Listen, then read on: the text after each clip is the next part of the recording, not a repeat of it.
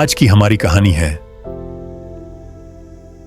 नोएडा के उस घर की कहानी जहां आज भी रहते हैं वो दो बच्चे।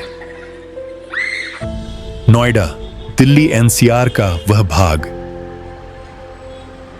जो तेज रफ्तार जिंदगी, ऊंची ऊंची इमारतों और हजारों सपनों से भरा हुआ है, लेकिन हर शहर के चमकते चेहरे के पीछे छिपा होता है एक साया। आज हम आपको ले चलेंगे सेक्टर 76, एक ऐसे मकान की सच्ची कहानी में जिसे आज भी लोग डर और रहस्य से जोड़ते हैं।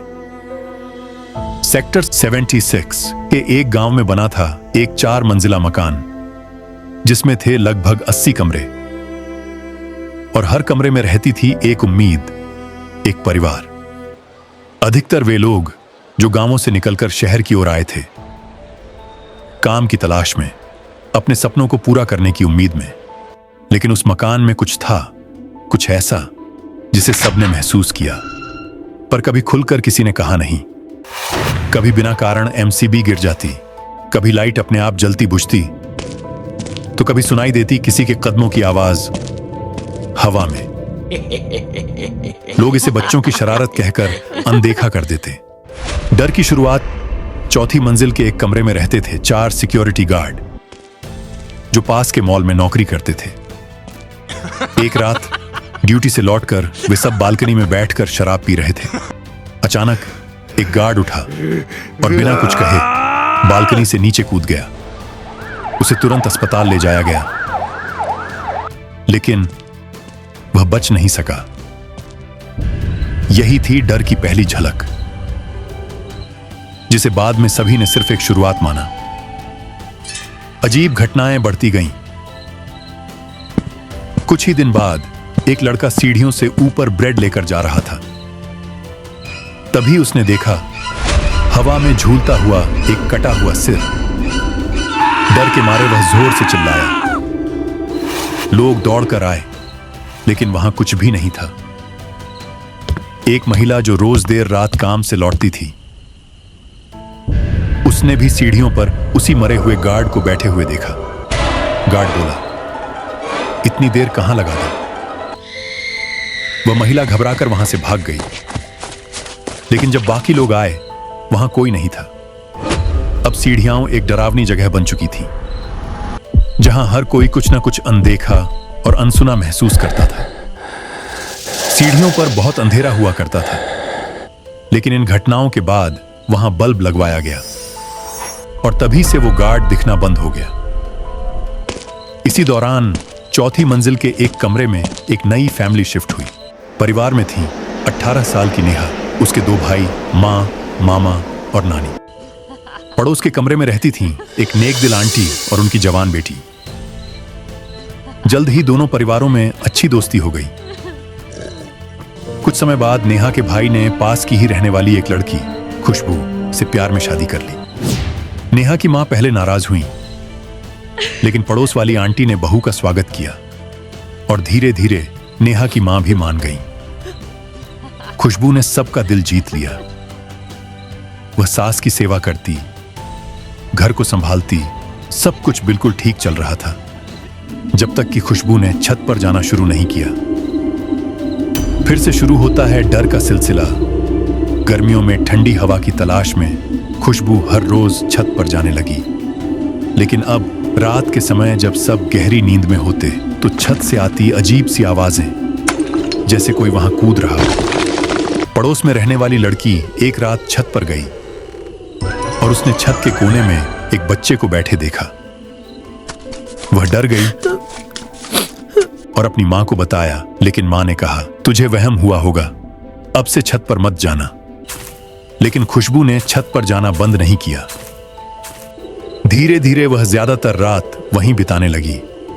खुशबू में होने लगता है बदलाव। वह सबको उल्टे जवाब देने लगी, सास से रोज झगड़ा, और एक दिन तो खुद को फांसी लगाने चली गई।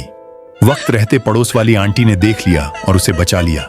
उन्होंने प्यार से पूछा, तुझे क्या हो गया है? तू तो बहुत खुश रहा करती थी। खुशबू रोने लगी।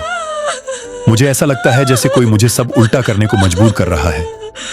मैं नहीं चाहती ऐसा करना, लेकिन जैसे कोई मेरे जहन पर कब्जा कर चुका है। अब पड़ोस वाली आंटी समझ गईं कि कुछ तो गड़बड़ है। रात 3 बजे असली खौफ। उसी रात खुशबू फिर से छत पर चली गई। छत की रेलिंग पर पैरों को लटकाकर बैठ गई। पड़ोस वाली आंटी ने देख लिया और उसके पति को बताया। पति ऊपर गया, देखा कि वह कूदने ही वाली थी। वक्त रहते उसने खुशबू को बचा लिया, लेकिन वह कांप रही थी। उसे होश नहीं था कि वो क्या करने जा रही थी। उसे नीचे लाकर सुला दिया गया, लेकिन रात के 3 बजे खुशबू जोर जोर से चिल्लाने लगी। जो कोई भी उसे देखता यही कहता, यह इंसानी हरकत नहीं हो सकती। उसका पति उसे पकड़ने की कोशिश करता, लेकिन खुशबू ने उसे इतनी जोर से धक्का दिया कि वह जमीन पर गिर पड़ा। अब 4 लोग मिलकर भी उस नाजुक सी लड़की को काबू में नहीं कर पा रहे थे। तभी पड़ोस वाली आंटी उसके कान में हनुमान चालीसा पढ़ने लगी और धीरे धीरे खुशबू शांत हो गई। अगली सुबह एक तांत्रिक को बुलाया गया जो आत्माओं से संवाद कर सकता था। घर में प्रवेश करते ही उसने कहा, यहां कोई साया है। उसने मंत्र पढ़े, खुशबू के चारों ओर लाल रंग से घेरा बनाया और उस पर पवित्र जल छिड़का। जैसे ही जल पड़ा, खुशबू तड़पने लगी। उसके बाल बिखर गए, सर जोर जोर से हिलाने लगी, लेकिन घेरे से बाहर नहीं निकली। फिर वह तांत्रिक पर चिल्लाई।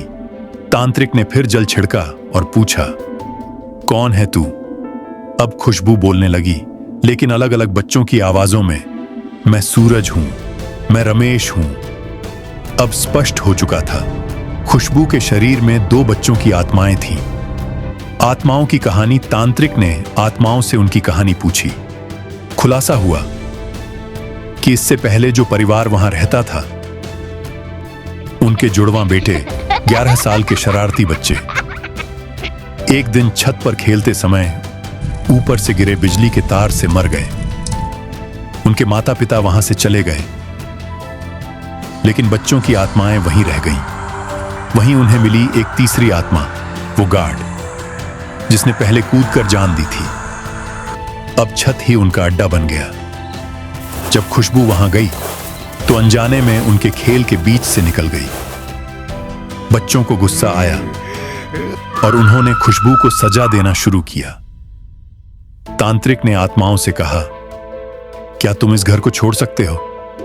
आत्माओं ने कहा, हम छत पर रहेंगे, कोई हमें परेशान न करे तो हम भी किसी को नहीं छेड़ेंगे। तांत्रिक ने शर्त मान ली और बच्चों ने खुशबू को मुक्त कर दिया।